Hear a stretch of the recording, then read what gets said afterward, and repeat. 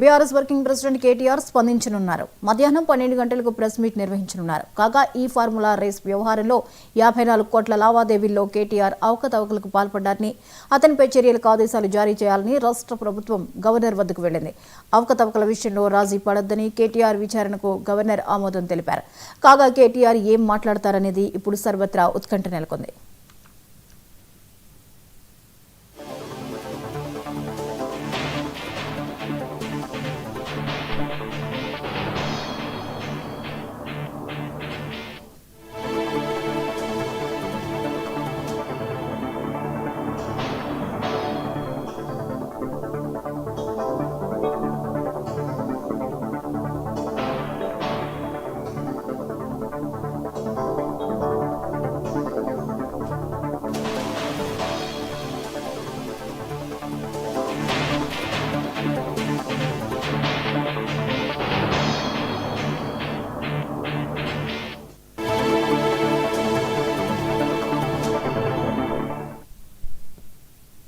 ఈ అంశంపై మరిన్ని అప్డేట్స్ ని స్పెషల్ కరెస్పాండెంట్ తేజ అందిస్తారు. తేజ, చెప్పండి, ఈ ఫార్ములా రేస్ కేసు విషయమై కేటీఆర్ మరి కాసేపట్లో స్పందించనున్నారు, వివరాలేంటి? జ్యోతి, మరి కాసేపట్లో అంటే సరిగ్గా 12 గంటలకు అయితే మాత్రం ఇటు తెలంగాణ భవన్ నుంచి కేటీఆర్ అయితే ఒక కీలకమైనటువంటి మీడియా సమావేశం అయితే నిర్వహించబోతున్నారు. ఈ మీడియా సమావేశం పైన సర్వత్రా ఆసక్తి నెలకొంది. ఇటు రాజకీయ వర్గాల్లోనే కాదు, సామాన్యుల దగ్గర వరకు కూడా కేటీఆర్ ఏం మాట్లాడతారు అనేటువంటి దానిపై చాలా ఉత్కంఠగా ఎదురు చూస్తున్నట్లుగానే చెప్పాలి. ఎందుకంటే నిన్న మనం చూసాం ఈ ఫార్ములా రేస్ కి సంబంధించి 54 కోట్లలో వ్యవహారంలో అవకతవకలు జరిగాయి, అది లావాదేవీలలో చాలా అవకతవకలు జరిగాయి అనేటువంటి నేపథ్యంలో ఇప్పటికే ఏసీబీ అయితే 2 సార్లు విచారించింది కేటీఆర్ ని. కేటీఆర్ 2 సార్లు ఏసీబీ ముందు హాజరయ్యారు, ఈడీ ముందు ఒకసారి హాజరయ్యారు, వివరణ ఇచ్చారు.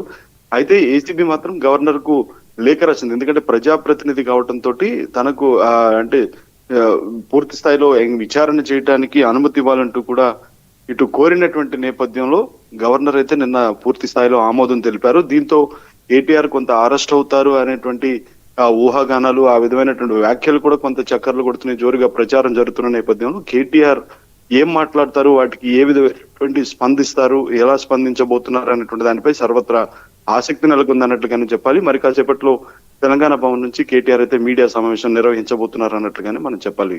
జ్యోతి, అయితే ఇది నగర అభివృద్ధి కోసమే జరిగింది, ఇది ఈ ఫార్ములా రేస్ అనేది అని చెప్పేసి కేటీఆర్ అనడం జరుగుతోంది. సో ఇప్పుడు ఇది ఒక కేసుగా మారింది, దీని విచారణకు కూడా ఆమోదం రానుంది. మరి ఇక బీఆర్ఎస్ వర్గాలు ఏమంటున్నాయి? ఆ బీఆర్ఎస్ వర్గాలు ప్రధానంగా చూస్తే జ్యోతి ఒకటే చెప్తున్నారు, ఇది కేవలం రాజకీయ కక్ష సాధింపు. ఎందుకంటే నిన్న దాసోజు శ్రవణ్ ఎమ్మెల్సీ మాట్లాడుతూ కూడా ఇది కేవలం రాజకీయంగా కక్ష సాధింపు చర్యలో భాగంగానే ఈ విధమైనటువంటి కాంగ్రెస్ ప్రభుత్వం ఈ విధమైనటువంటి వైఖరి ప్రదర్శిస్తుంది అనేటువంటి స్థాయిలో బీఆర్ఎస్ నేతలు మాట్లాడుతున్నారు. కేవలం కేటీఆర్ ను అంటే ప్రజల్లో వస్తున్నటువంటి వ్యతిరేకతను, మొన్న జూబ్లీ హిల్స్ ఎన్నికల్లో కాంగ్రెస్ గెలిచినప్పటికీ కూడా నైతికంగా విజయం బీఆర్ఎస్ దే. కేవలం పోలీసులను, అదేవిధంగా మద్యాన్ని, డబ్బుని వెదజల్లి ఈ విధంగా కూడా పోలీసును అడ్డం పెట్టుకొని అన్యాయంగా అక్రమంగా కాంగ్రెస్ పార్టీ గెలిచింది. కానీ ప్రజల్లో మాత్రం వ్యతిరేకత ఉంది అనేటువంటిది బీఆర్ఎస్ పార్టీ పదే పదే విమర్శిస్తూ వస్తుంది. అదే ప్రజల్లోకి ఇదే విధమైనటువంటి ప్రచారాన్ని తీసుకెళ్లే ప్రయత్నం కూడా చేస్తుంది. ఇదే నేపథ్యంలో బీఆర్ఎస్ పార్టీకి సంబంధించిన శ్రేణులు అయితే ఇది రాజకీయ కక్ష సాధింపుగానే చూస్తున్నారు. అయినా కానీ తాము ఏ విధమైనటువంటి తమ నాయకుడు ఏ విధమైన తప్పు చేయలేదు, పూర్తి స్థాయి ఆధారాలు ఉన్నాయి.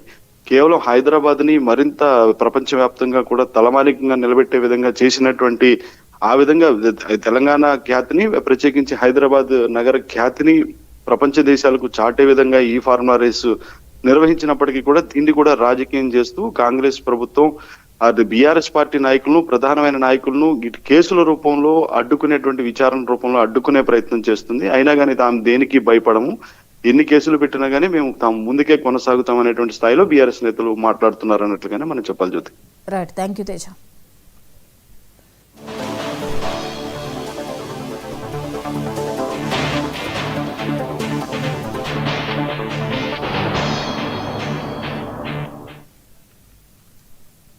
తిరుపతి జిల్లా పెళ్లకూరు మండలం దొడ్ల